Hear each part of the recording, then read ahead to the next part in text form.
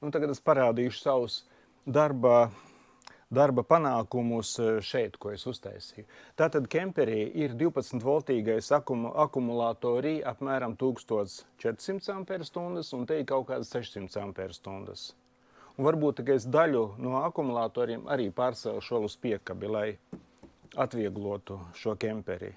Kāpēc tik daudz akumulātoru vajag? Tāpēc, kad ir jaudīgs no 220 voltiem jumta kondicionieris, tāpēc, ka patīk leduskapi lielo 160 litrīgo darbināt elektriski, tāpēc, ka te ir 2 televizori, 2 datori, online video novērošana, Starlink antena, kas arī tērē diezgan daudz, un tā tālāk, un tā tālāk. Un tādēļ akumulātori ir daudz.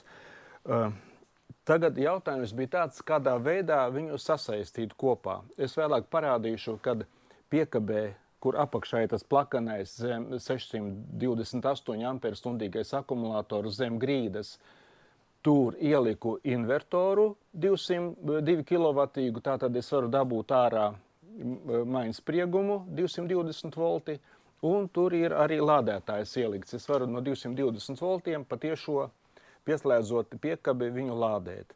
Bet bija vilinājums uztaisīt arī sasaisti pa 12 voltiem, un es to izdarīju. Es nopirku šos te, vienā no komentāriem viens ierakstīja, pieminēja tos Anderson, jā, tos savienojumus, es tādus arī nopirku, 120 amperīgus, man liekas, viņi forši un labi.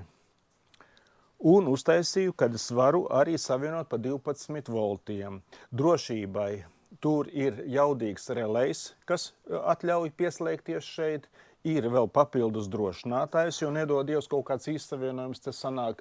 Un arī tur ir liels slēdzis un drošinātājs, lai atļautu šo te saiti veidot. Un te smuki tādi gumijas vāciņi, es varu aiztaisīt ciet. Un ir īsts kabelītis tāds. Es viņu varu izņemt ārā vienā otrā galā un atvienot kemperi nos no piekabes. Tā kā principā es varu braucienu laikā to kabeli abos galos atvienot nost un neizmantot viņu. Bet es varu arī, principā arī braucot laikam varu viņu izmantot. Vai arī, piemēram, kādā kempingā es varu pieslēgties un viss. Un es domāju, es uztaisīšu arī otro garo kabeli, jo dažreiz kempingā ir tā, ka piekabi jāatkabina nost, piekabi stāv vienā vietā, kemperis citā. Tad varbūt netik resni vadi, bet es pa kādu garo kabeli, lai arī varu sasaistīt savā starpā.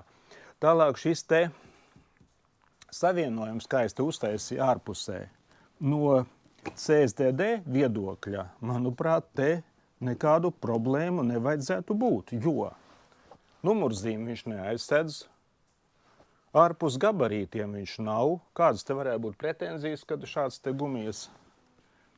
Man liekas, ka man te sanāca labi. Jūs jau varat tur sakomentēt.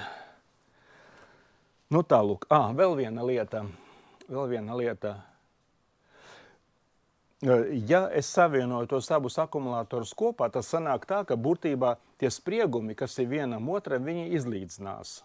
Jo, ja, piemēram, piekabē viņš uzlādēts vairāk, kemperi mazāks, tad plūst tajā virzienā, ja otrādi kemperi uzlādēti labāk, piekabē mazāk, tad un spriegumi gala rezultātā izlīdzināsies. Bet, ja, piemēram, es gribētu iztukšot gandrīz tukšu piekabes akumulātoru un visu sadzīt uz kemperi, es to nevaru izdarīt. Es to varētu pa 220 voltiem izdarīt. Vai otrādi, piemēram, es zinu, kad kemperis tiks papildināts, un es no viņa sadzenu 12 voltus uz turieni. Es to nevaru. Bet es to varētu ar Victron DC pārveidotāju. Pat kaut kādu mazo nīkulīgo nopērkot, principā tehniski to varētu izdarīt. Akli attiecīgi ar relējiem vai ko tur saslēgt, un tad es varu pateikt, ka, piemēram, gribu visu, kas ir piekabes akumulatoros, sadzīt uz kemperi. To var uztaisīt, ja vajadzētu. Labi, un tagad es parādīšu piekabē iekšā, kas ir sataisīts. Te es varu ieslēgt gaismu, jo par cik akumulators ir, es varu ieslēgt gaismu, un šeit piekabē, tā es kaut kur apsēdīšos te, priekšpusē ir tāds plaukts ar tīklu dažādām mantām. Tur var vienā pusē vienu elektrovelosipēdu, te labajā pusē otru, un te vai nu motociklu vai motoroleri var piestiprināt. Tur tajā stūrī zem plaukta ir jaudīgais 2 kW invertors un ir lādētājs no 220 voltiem. Tas invertoru no 12 voltiem es viņu atslēdzu, jo es negribu viņu turēt pieslēgtu. Tā kā tikai tad, ja vajag, es viņu varu pieslēgt pie 12 voltiem, un tad šajā te rozetē es varu dabūt 220 voltus. Nu, tas ir gaismas slēdzis. Un smukais JK BMS. Tālūk. Protams, kad jau būtu labi, ja to 220 voltus es varētu izvadīt ārā ar šādu te savienojumu, ieeja 220 voltiem, ja būtu tāda, un izeja kaut kāda tāda, bet tādā gadījumā jātaisa kaut kur apakšā zem piekabes. Nu labi, tā, un tagad es ieslēgšu kemperī to padošanu līdzspriegumu šeit, un paskatīsimies tagad, kas notiek. Tagad 0,4 ampēri ņemās. Es domāju, tas BMS un apgaismojums to tērē 0,4 ampēri. Un es piekabē ieslēdzu, kad padodu kemperī ieslēdzu to, kad es padodu uz piekabi 12 voltus.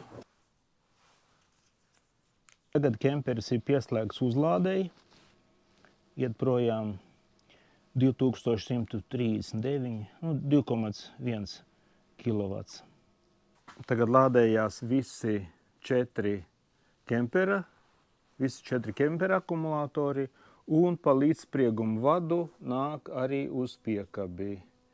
Un piekabe lādējās ar 9,9 ampēriem. Tātad pa līdzspriegumu tiek lādēta arī piekabe. Tā, tagad pretējs eksperiments. Es pieslēdzu 220 voltus piekabē pie tā lādētāja 50 ampērīgā, un kemperim no 220 voltiem netiek lādēts kemperis. Tad šeit te ar 31 ampēru mēs dzenam iekšā akumulatorā, kas ir zem piekabes grīdas. Un 31 ampērs tikai tāpēc, ka daļa iet uz kemperi projām, tā būtu rādījis 50 ampēri. Iznāk, ka 20 ampēri iet prom uz kemperi. Un kas notiek ar kempera akumulatoriem? Tātad 220 volti nav pieslēgti kemperim, bet pa līdzspriegumu mēs saņemam no piekabes. Un līdz ar to te trešais akumulators lādējas 2,2 ampēriem. Kempera otrais akumulators, kas zem grīdas, iet 6,2 ampēri. Un plakanais akumulators, kas te patās, 2,6 ampēri.